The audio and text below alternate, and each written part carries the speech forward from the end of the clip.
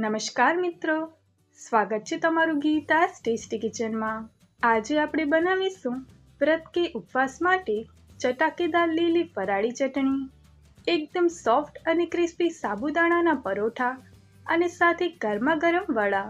તો ચાલો ફટાફટથી બનાવવાનું શરૂ કરીએ।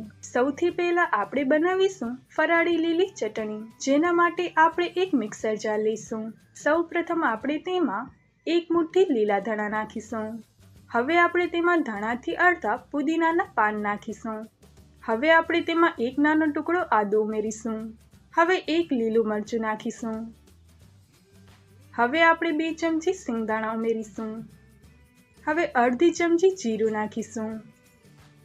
હવે 1 ચમચી ખાંડ નાખીશું। હવે અડધા લીંબુનો રસ નાખીશું।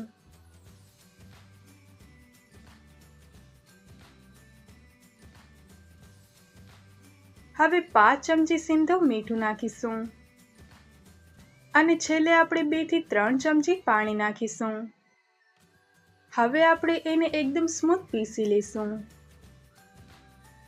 જુઓ, ચટણી એકદમ સરસ ગ્રાઇન્ડ થઈ ગઈ છે। જો તમને ચટણી ઘાટી લાગે તો તમે થોડું પાણી ઉમેરી શકો છો। હવે આપણે તેને એક બાઉલમાં કાઢી લઈએ। તો જુઓ, આપણી ફરાળી ચટાકેદાર લીલી ચટણી બનીને તૈયાર છે। હવે આપણે સાબુદાણાના પરોઠા અને વડા માટેનું મિશ્રણ તૈયાર કરીશું। એના માટે મેં અહીંયા 2 બાફેલા બટેકા લીધા છે। હવે આપણે એને છીણી વડે સરસ રીતે છીણી લઈશું।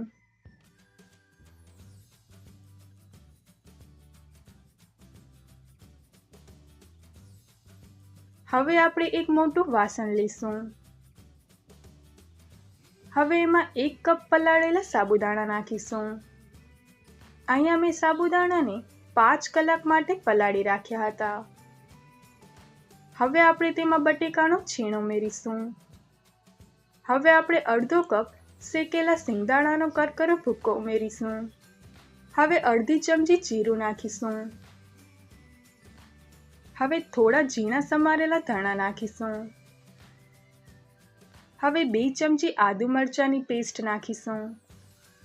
હવે અડધા લીંબુનો રસ ઉમેરીશું।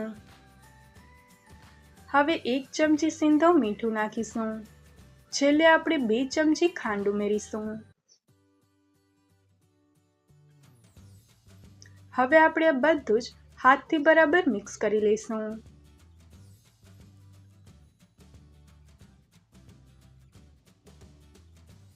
હવે આપણે પહેલા પરોઠા બનાવીશું।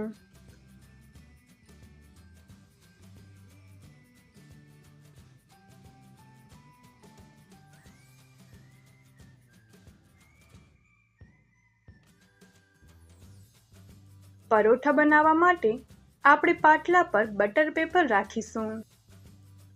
હવે આપણે તેના પર થોડું ઘી લગાવીશું।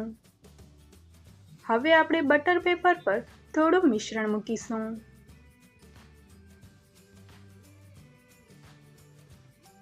ઉપરથી આપણે બીજું બટર પેપર રાખીને હળવા હાથે દબાવીશું।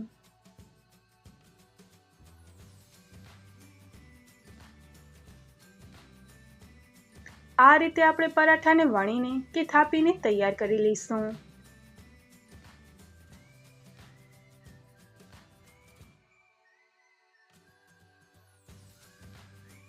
આપણી તવી ગરમ થાય એટલે આપણે થોડું ઘી લગાવીશું।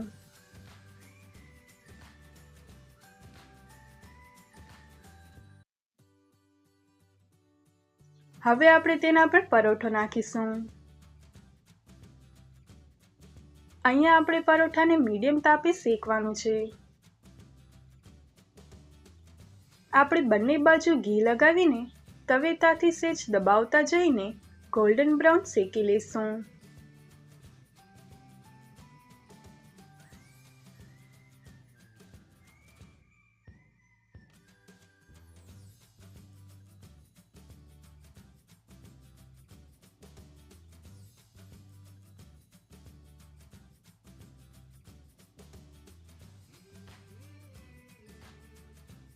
જુઓ, એકદમ ક્રન્ચી સાબુદાણાનું પરાઠું તૈયાર છે।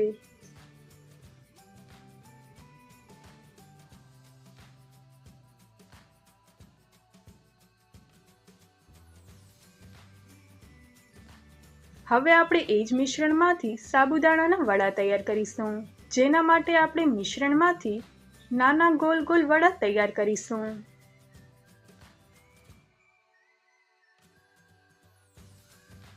હવે આપણે કડાઈમાં તેલને ગરમ કરીશું। આપણું તેલ ગરમ થઈ ગયું છે। હવે આપણે તેમાં વડા ઉમેરીશું।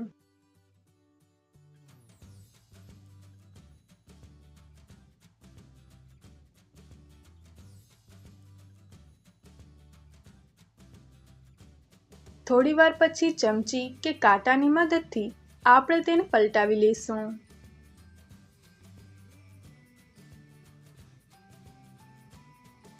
અહીંયા આપણે વડાને બંને બાજુથી ગોલ્ડન બ્રાઉન થાય ત્યાં સુધી તળી લઈશું।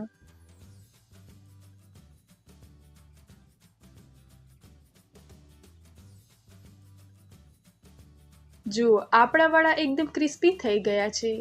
હવે આપણે તેને એક ડીશમાં કાઢી લઈએ।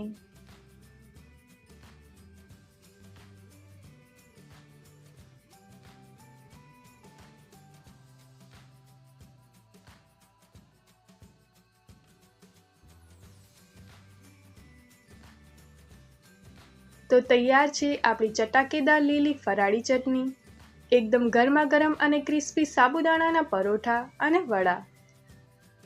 જો તમને આજની રેસિપી ગમી હોય તો વિડીયોને લાઈક કરજો, તમારા મિત્રો સાથે શેર કરજો અને આવી જ નવી રેસિપી માટે ગીતા's ટેસ્ટી કિચનને સબસ્ક્રાઈબ કરવાનું ભૂલશો નહીં। ફરી મળીશું એક નવી રેસિપી સાથે। Thanks for watching.